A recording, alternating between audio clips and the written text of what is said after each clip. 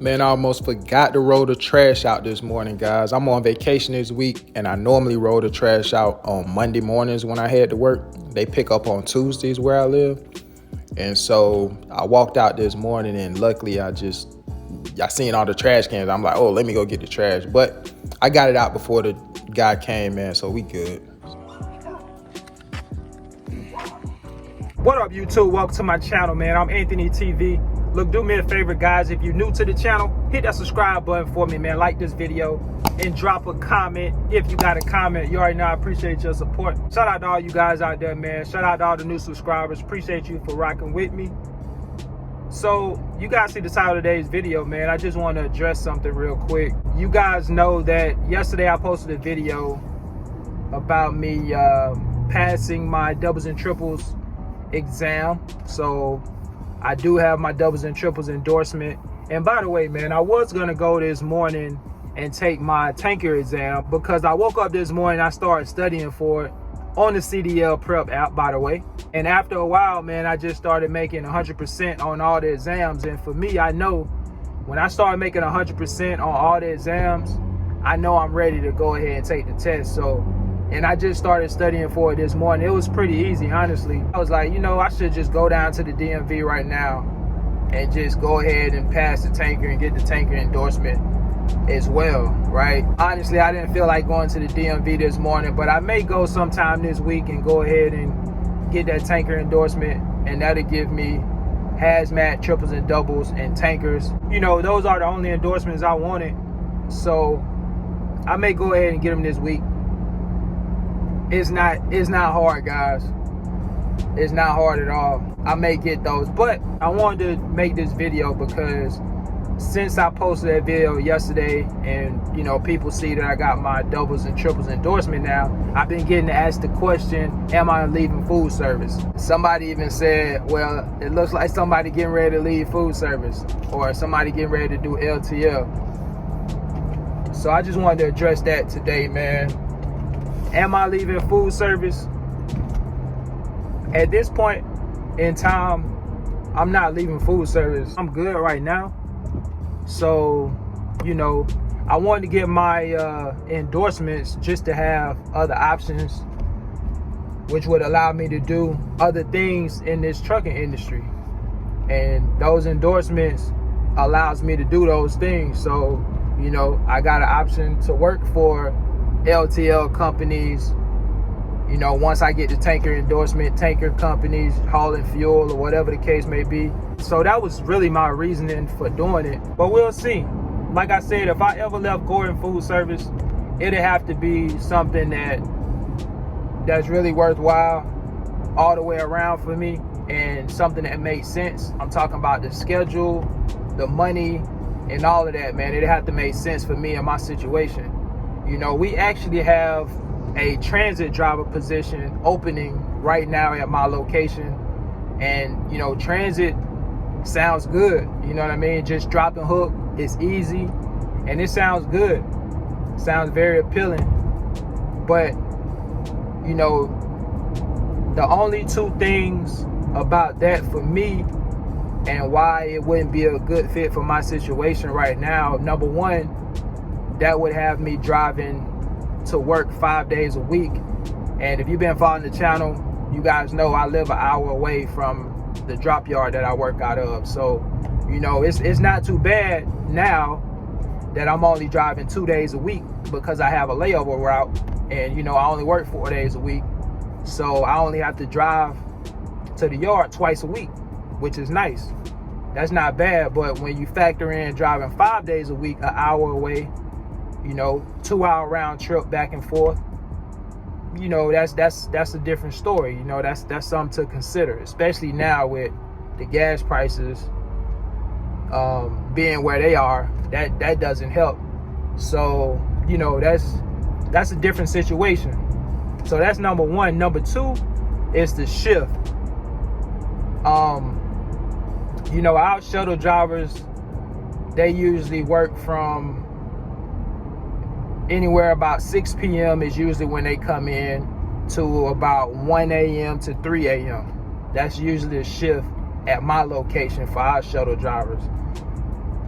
But, you know, my wife, she works from 5 a.m. to 1 p.m., right? So that would mean when I'm getting off work, let's just say around 3 a.m., it's going to take me an hour to get home. That means I'm at home at 4 a.m. My wife will be getting up, getting ready to go to work shortly after I get home. So it's like, you know, we'll be kind of passing each other. You know what I mean? And then she get off at 1 p.m. I'll be going in shortly after that. You know, a few hours after that, I'll be getting ready to go in to work. So I don't want a job to where I feel like me and my wife are just kind of passing each other. Yeah, I'll be home every day, but I don't like the fact that, you know, we're kind of just passing each other through the week. I don't really like that. And I know she's not going to like that. You know what I mean? So, you know, that's one of those conversations you definitely got to have with your spouse when you're talking about jobs and different opportunities, because you don't want to bring any unnecessary stress or any unnecessary problems to your household because of your job. You know what I'm saying? It's the same way with her, man. Anytime my wife feels like she want to take advantage of another opportunity at her job, she'll call me up and be like, babe, you know, I'm thinking about this position. You know, what do you think about this? This is the hours. And, you know, we'll talk about it. And if it doesn't work, then she won't make a move. You know what I mean? And, you know, those are conversations that you got to have when you married. You know what I mean? Especially when you're married. So for me, if and when I leave food service, number one, if you're looking for me to make some type of bad, you know, video about going food service, that's not gonna happen. So if and when I ever do leave GFS, you know, the video that I'll be making when I'm ready to leave, it's not gonna be a bash Gordon food service video. That's for sure. Gordon is a good company, and I've said that from day one. And you know, that hasn't changed for me. So again, man, I'm not leaving food service right now. I'm good right now. You know, I still want to get these endorsements for me. You know what I mean? It just adds value to me as somebody that's in this industry, and it just allows me to be able to do multiple things in the trucking space. So, you know, that's really the main reason that I'm getting them. But, you know, for me to leave food service, the opportunity will have to be great. And I'm not just talking about the money aspect of it. For me, it's not all about money. It got to make sense all the way around, not just the money aspect.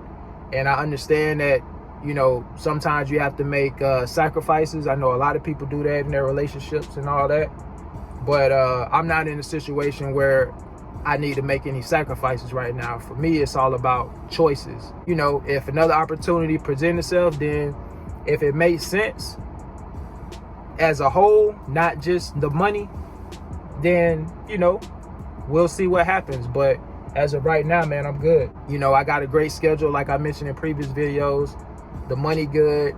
And, you know, I can't complain. Again, and I said this in the previous videos, if I were to leave food service, my plan would be to go to another job that's a lot less physical and more laid back than food service, and still make the amount of money that I'm making or more, and still have a great work-life balance on top of that. So, you know, that's the plan for me. And everybody get to the point to where I'm ready to leave food service, the next job that I plan on getting is definitely gonna be like a no-touch freight type of job, or at least a job that I'm doing less work than I'm doing now.